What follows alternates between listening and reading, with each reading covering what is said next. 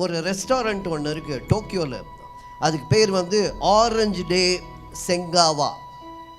அதோட பேர் என்ன? ஆரஞ்சு டே செங்காவா.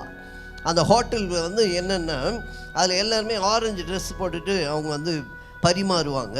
அந்த பரிமாறுகிறவர்கள் எல்லோருமே மறதி நோயாளிகள், டிமென்ஷியா பேஷண்ட்ஸ். எப்படி இருக்கும்?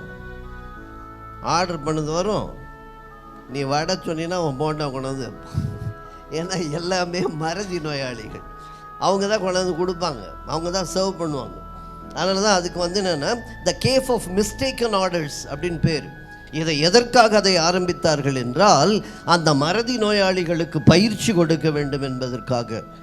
மறதி நோயிலிருந்து அவர்கள் விடுபடுவதற்கு பயிற்சி. அப்போ சாப்பிட்றவங்க கதி என்ன? அது என்னன்னா, அவர்களுக்கும் பயிற்சி. எனக்கு எது கிடைக்கிறதோ அதை திருப்தியாய் நான் பெற்றுக்கொள்ள வேண்டும். ஹல்லேலூயா. நம்முடைய வாழ்க்கையும் த கேஃப் ஆஃப் மிஸ்டேக்கன் ஆர்டர்ஸ். அது நிச்சயம். ஏனென்றால் அவருடைய தீர்மானம் அனாதி தீர்மானம், அவருடைய சித்தம் அது நமக்கானது. அவர் கொடுக்கும் பயிற்சி நமக்காக. அவரை கொண்டிருந்தால் அயற்சி இல்லை, முயற்சி இருக்கும், அது திருவினையாக்கும். ஹல்லேலூயா.